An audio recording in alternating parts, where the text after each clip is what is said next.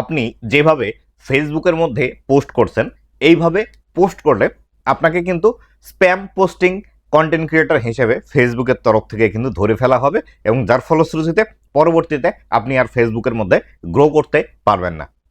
আসলে এই স্প্যাম পোস্টিংটা আসলে কি, এটি কিভাবে আমাদের দ্বারা হয় বা কিভাবে করলে এই স্প্যাম পোস্টিংটি হয়ে থাকে এবং কিভাবে এর থেকে আপনারা উত্তরিত হবেন বা আপনারা আগে থেকে সেফ থাকবেন, আজকের এই ভিডিওটিতে বিস্তারিত আলোচনা করব। তো বন্ধুরা, আপনি যদি আমার চ্যানেলে প্রথমবার এসে থাকেন অবশ্যই চ্যানেলটি সাবস্ক্রাইব করে দিয়ে পাশে আসা বেল নোটিফিকেশনটি অন করে দিবেন, যাতে করে ভবিষ্যতেও ফেসবুক রিলেটেড এমন আরও ইনফরমেটিভ কন্টেন্টগুলো আপনারা পেতে থাকেন। আর আপনি যদি চান আমার কাছ থেকে ফেসবুকের কোর্স করতে, তাহলে এই ওয়েবসাইটটি আপনি ভিজিট করতে পারেন। তো বন্ধুরা, স্পাম পোস্টিং বলতে যে বিষয়টি ফেসবুকের মধ্যে বর্তমানে বোঝানো হচ্ছে সেটি হলো একই সাথে বা একই দিনে অনেকগুলো পোস্ট করা। এটি হতে পারে আপনার রিলস পোস্ট, হতে পারে ছবি পোস্ট, হতে পারে আপনার স্টোরি পোস্ট।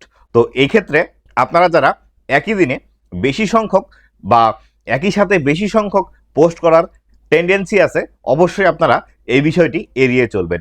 কেননা আপনি একই দিনে যদি 10টা 15টা 20টা করে যদি রিলস আপলোড দেন অথবা ছবি আপলোড দেন, এক্ষেত্রে আপনাকে কিন্তু স্প্যাম পোস্টের আন্ডারে ফেলে দিবে। তাই অবশ্যই আপনি যদি স্প্যাম পোস্টের মধ্যে না পড়তে চান, আপনাকে অবশ্যই কিছু নির্দিষ্ট নিয়ম মেনে ফেসবুকের মধ্যে পোস্ট করতে হবে। যেমন ধরুন, একই সাথে অনেকগুলো ছবি বা অনেকগুলো ভিডিও ফেসবুকের মধ্যে পাবলিশ করা যাবে না। একই দিনে অনেকগুলো ছবি বা ভিডিও ফেসবুকের মধ্যে পাবলিশ করা যাবে না। এক্ষেত্রে আপনি যদি বেশি সংখ্যক ভিডিও বা বেশি সংখ্যক ছবি ফেসবুকের মধ্যে পাবলিশ করতেই চান, এক্ষেত্রে আপনাকে কমপক্ষে 1 থেকে 2 ঘন্টা বিরতি নিয়ে নিয়ে পোস্ট করতে হবে। আপনি এখন একটা পোস্ট করলেন, 1 থেকে 1.5 ঘন্টা বা 2 ঘন্টা পরে আবার একটা পোস্ট করবেন, সেটি ছবি হতে পারে অথবা সেটি ভিডিও হতে পারে।